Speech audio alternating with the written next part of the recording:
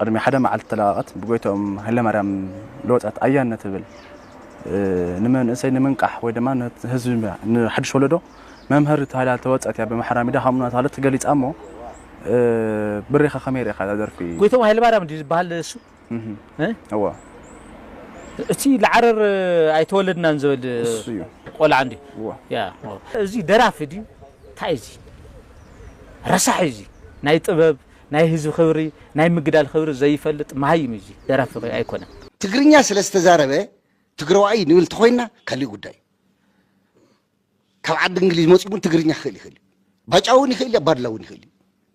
سلام زخبركم من فتوات بيسبنا الشانل كم يتخونوا لو ما كم تلمود بستخدام لزعواتات مزيكم الله قدمي جنس الشانل نعبي فيديو معنا قالت نخفصح لايك شير كومنت بعبي ما سبسكرايب بمقوال جمروه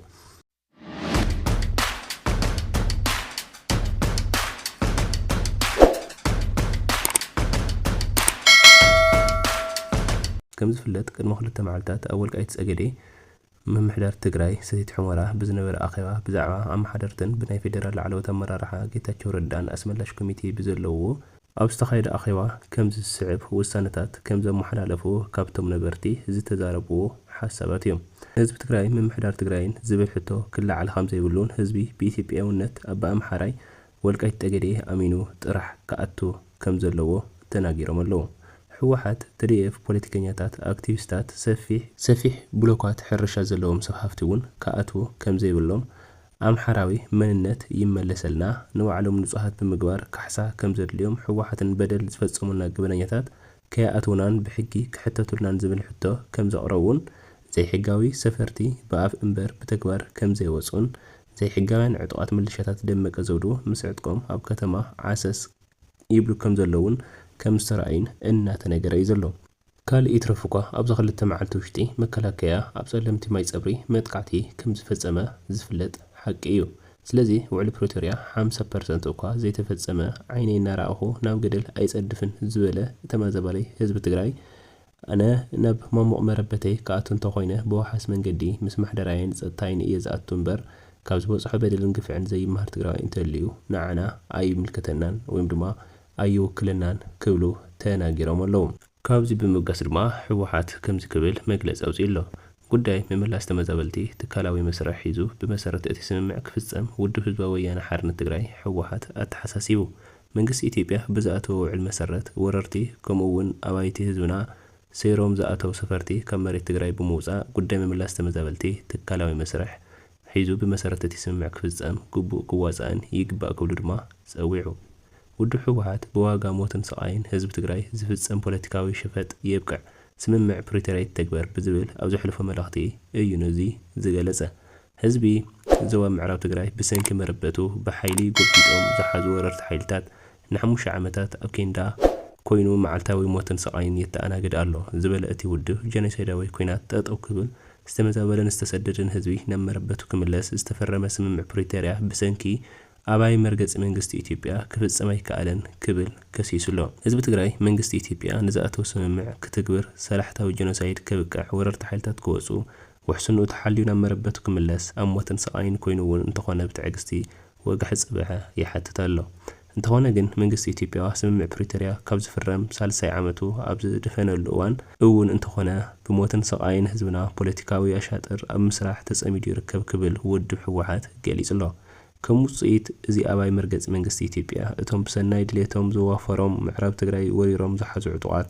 أب قداي تمازابلت حزب تقراي نمد نقار زحزوه سلتي صبوش ساخو علم كبزلو بدفرة أمد راحت إنا تزاربو يسمو علو زبالاتي ودو نزيني مد نقار سلتي كم دخوع كوينو زاقل قلوم زلو دما اتي بزخون يخون واقع حزب تقراي مون مقالقال منجست إثيوبيا نموخان تراح أم قواي زركب قجل بهراوي كحداتي يوكبل اتي ودو قالي زلو እዚ ጉጅለ ቀደም ክብል ኣብ ስልጣን ግዜያዊ ምሕዳር ኮይኑ ብዝፈጸሙ ብሄራዊ ክሕደት ኣብ ክንዲ ምንሳሕ በኣንዛ ህዝብናን እሙን መገልገሊ መንግስቲ ኢትዮጵያ ክኾን ዝገበሮ ዘሎ ምንቅስቓስ ዘሕዝን ፍጻመ እዚ መዋዕል ኮይኑ ይምዝገበሎ ዝበለ ውድብ ሕወሓት እዚ ደጋጊሙ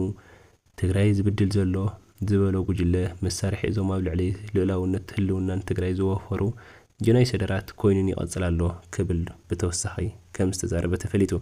መንግስቲ ኢትዮጵያ ንዝኣተው ውዕል ንጎኒ ገዲፉ ዕጡቃት ብምውፋርን ባንዳታት ብምሕሳብን ኣብ ልዕሊ ምእንቲ ሰላም ተጸሚሙ ዘሎ ህዝቢ ትግራይ ዝፍጽሞ ዘሎ በደል ጠጠው ክብል ይግባእ ዝበለ ውድብ ሕወሓት ዝተመዛበሉን ዝተሰደዱን ወገናትና ውሕስኖም ተሓልዩ ነመረበቶም ይመለሱ ክብል ደጊሙ ጸዊዕ ኣሎ።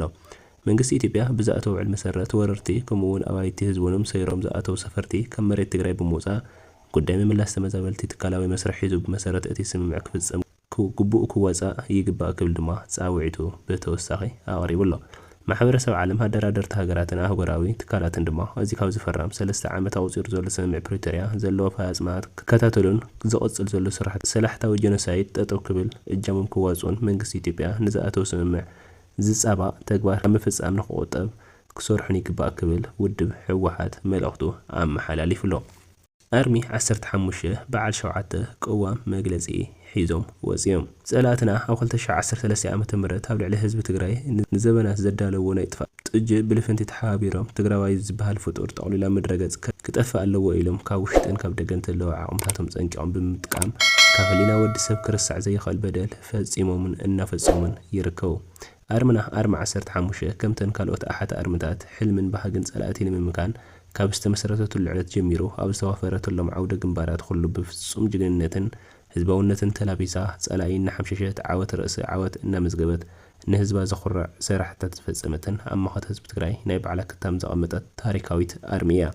ይኹን እምበር እዞም ዝለዓሉ ዘለዉ ናይ ሰራዊትና ጸገማት ንልዕሊ 2 ዓመት ክነሓቶም ዝጸናሕና ምምሕያሽ ናብራ ተጋዳላይን መሰል ተጠቃሚነትን በብደረጃኡ እናሓተተ መጺኡ መልሲ ዘይተዋሃቦ ዝነበረ ጉዳይ እዩ። ካብዚ ተላዒሉ ኩሉ ኣባል ዘልዕሎም ዘሎ ናይ ተጠቃሚነት ሕቶ ትኽክልን ወድዓውን እኳ እንተኾነ ብሰላማዊ ሰልፊ መንገዲ ብምውጻእ ንዝፍታሕ ጸገም ከም ዘየለን ህዝብና ዘይቀይም ተግባር ብምዃኑ ህዝብና ኣብ ደቁን ሰራዊትን ዝነበሮ እምነት ተስፋ ናብ ጥርጥር ዘእቲ ተግባር ብምፍጻምና ካብ ልቢ ቅሬታ ናሓትት ካብዚ ብምጋስ ድማ ብኣርሚ ደረጃ በዓል 7 ነጥቢ ናይ ቅዋም መግለጺ ሒዝና ወፂና ኣለና ይብሉ። እቲ በዓል 7 ነጥብታት መግለጺ ቅዋም ድማ እዚ ዝስዕብ ይመስል 02/2018 ዓመተ ምህረት ቅዋም መግለጺ ኣርሚ 15 መእተዊ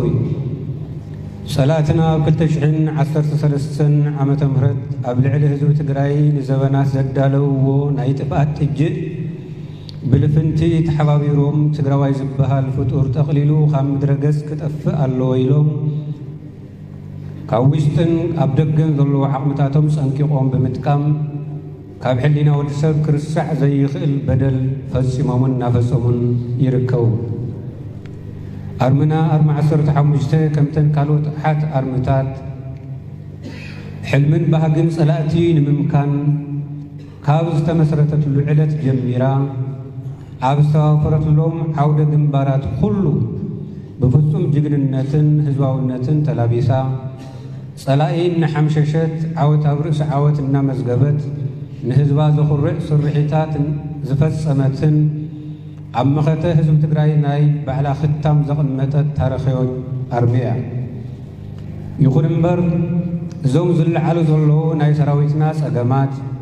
ንልዕሊ 2 ዓመት ክንሓቶም ዝጸንሐና ምምሕያሽ ናብራ ተጋዳላይ መሰል ተጠቃምነትን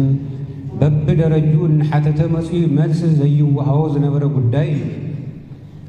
ካብዚ ተላዒሉ ኩሉ ኣባል ዘልዕሎም ዘለዉ ናይ ተጠቃምነት ሕቶ ትኽክልን ወድዓውን እኳ እንተኾነ በሰላማዊ ሰልፍን መንገዲ ብምዕጻውን ዝፍታሕ ጸገም ከም ዘየለን ንህዝብና ዘቐይም ተግባር ብምዃኑ ህዝብና ኣብ ደቁን ሰራዊትን ዝነበሮ እምነትን ተስፋን ኣብ ጥርጥር ዘእቲ ተግባር ብምፍጻምና ካብ ልቢ ቅሬታ ንሓትት። ካብዚ ብምብጋስ በኣርሚ ደረጃ በዓል 7 ነጥቢ ናይ ቅዋም መግለጺ ኣውፂና ኣለና። 1 እቲ ሕቶ መሰረታዊ ሕቶ እኳ እንተኾነ እቲ ተግባር ኣፈጻጽማ ግን ንሰራዊትና ዘይምጥንን እቲ ለባምን ወረጃ ህዝብና ኣብ ደቁን ሰራዊትን ዝነበሮ እምነትን ተስፋ ዘስእን ተግባር ስለ ዝኾነ ንህዝብና ካብ ልብና ቅሬታ ንሓትት። ቁጽሪ 2 ልዕላዊ ግዝኣትና ውሕስ ክስካብ ዝኸውን ዝተመዛበለ ህዝብና ናብ መረበቱ ክስካብ ዝምለስ ዝቋረጽ ቃልሲ ከም ዘየለን ቃልስና ኣጠናኺርና ከም ንቕጽለሉን ቃል ንኣቱ። ሰለስተ ሰራዊትና ንነዊሕ ግዜ ንሓተቶም ዝመፁ መሰረታዊ ናይ ተጠቃምነት ሕቶ መንግስቲ ብእዋኑ ፍታሕ ብዘይመሃው ምኽንያት ተጋዳላይና ናብ ዘይተደለየ ተግባር ክኣቱ ኽኢሉ እዩ። ጸላእትና ድማ እዚ ተጠቒሞም ናይ ልቢ ተሰሚዕዎም ናይ ጥፍኣት ቤንዚን ክንስንሱ ተራእዮም እዮም። ይኹን እምበር ንሕና ናይ ተጠቃምነት ሕቶ እምበር ካሊእ ዕላማን ድሌትን ከም ዘየብልና ንህዝብና ክንገልጽ ንፈቱ። 4 መንግስትና ድሕሪ ናይ ተጋዳላይና ተደጋጋሚ ሕቶ ዋላ እኳ ግዜ ይውሰድ ጸጋማት ሰራዊት ተረዲኡ ንዝሃቦ ምላሽ ብሽም ኣርሚ 15 ክነመስግን ንፈቱ። 5 ካብ ንእስነት ዕድመኦም ጀሚሮም ንዓዶምን ህዝቦምን ዓብዪ ዋጋ ዝኸፈሉን እናኸፈሉ ዝርከቡን መራሕቲ ምቅላልን ምንሻውን ካብ ባህልን እምነትን ህዝቢ ትግራይ ወፃእ ስለ ዝኾነ ኣጥቢቕና ንኹንን። ቁጥሪ 6 ምስልኡኹና ጎና ጎኒ እዋኑ ዘይሓለዉ ዝናብ ኣብ ልዕሊ ዝራእትና ሓደጋ ከየብፅሕ ከምቲ ዝተለመደ ኣብ ጎኒ ህዝብና ኮይንና ዝራእቲ ሓረስታይና ከም ንስብስብ ቃል ንኣቱ። ቁጥሪ 7 ንሕና ተጋደልቲ ኣርሚ 15 ናይ ህዝቢ ተጋደልቲ እምበር ናይ ጠላማትን ከደምትን መፈጸሚ ኣጀንዳ ከም ዘይኮንና ደጊምና ንህዝብና ቃል ንኣቱ። ክብርን መጎስን ንሰማዕታትና ጥቅምቲ 2018 ዓመተ ምህረት ዓዲግራት። እምበር ክስኩራትን ፍትወት ተኸታተልና ሎማዓዝ ዝሓዝናዮም ዛዕባታት እዚኦም ይመስሉ ነይሮም። ቅድሚ ምውፃኹም ግን እዚ ቻናል ንኽዓቢ እዚ ቪድዮ ድማ ናብኸልትና ክበፅሕ ላይክ ሼር ኮመንት ብዕድሚ ድማ ሳብስክራይብ ከይገበርኩም ከይትወፅኢኹም ተሰናይ ንዓኹም።